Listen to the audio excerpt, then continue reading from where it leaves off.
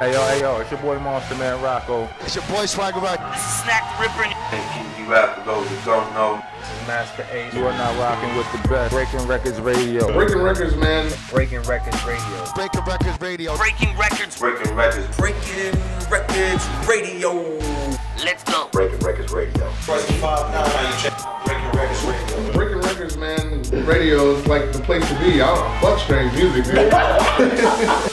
But speaking of like that too, like, you know, like being that young and doing that kind of stuff, like how is it, like, you know, to go from being like the young guy on the scene, the youth in the scene, to progressing and being where you're at now, where you're a veteran on the scene, you know what I mean? It's weird, man.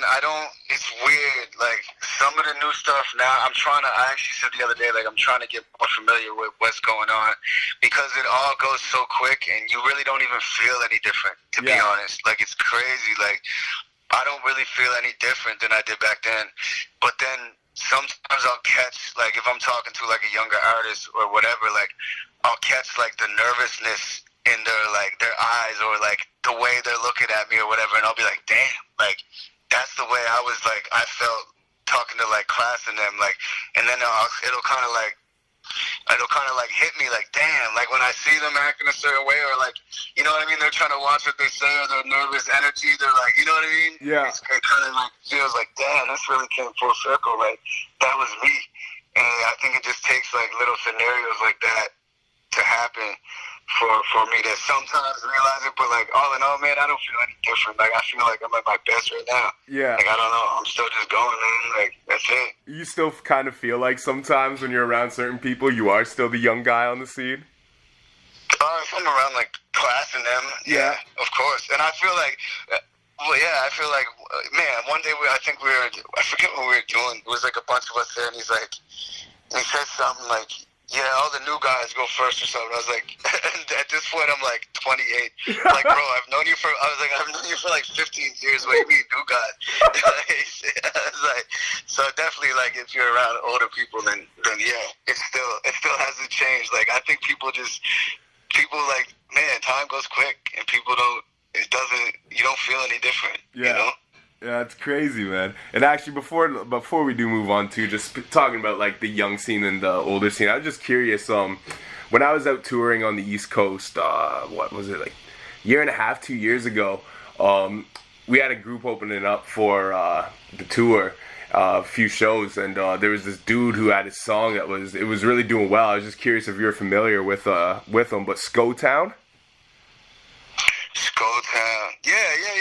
I'm pretty sure he's from the Dartmouth side of the bridge. I'm not sure exactly where. It might be East Preston, I think, maybe. Is around there? Yeah. I know that song you had that you're talking about. The half of it joint. Dope. What was it? You don't even know the half?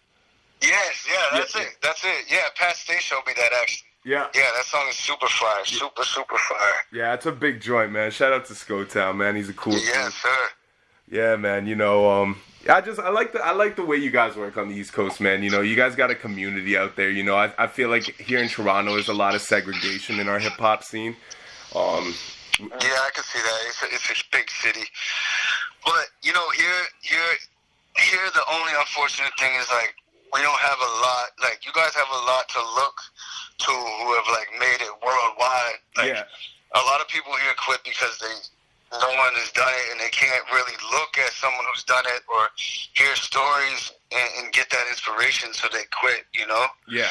And you know, Class is probably the only one, and some people that do some types of hip-hop aren't going to relate to what he does, so it's like they don't see themselves, somebody who represents themselves who's ever done it.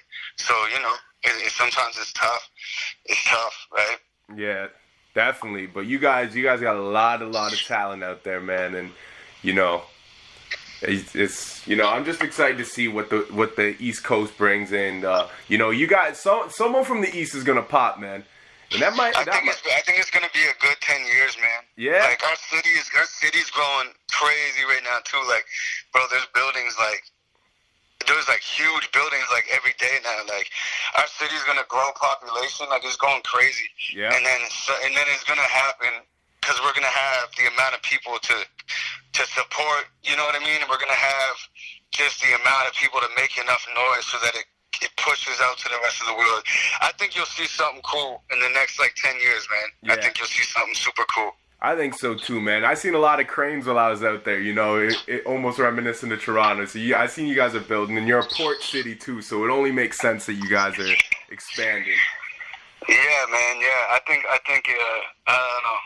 Well, I can tell you right now that I'm not even close to finished. Like, I'm just getting started. So you're gonna see a lot, even from me alone, coming up. Like, so I'm excited, man. It's gonna be a good time. It's gonna be a good. You know, I did my first decade. This is the second one. I think it's gonna be a good time. I'm looking forward to hearing what you're coming out with, man.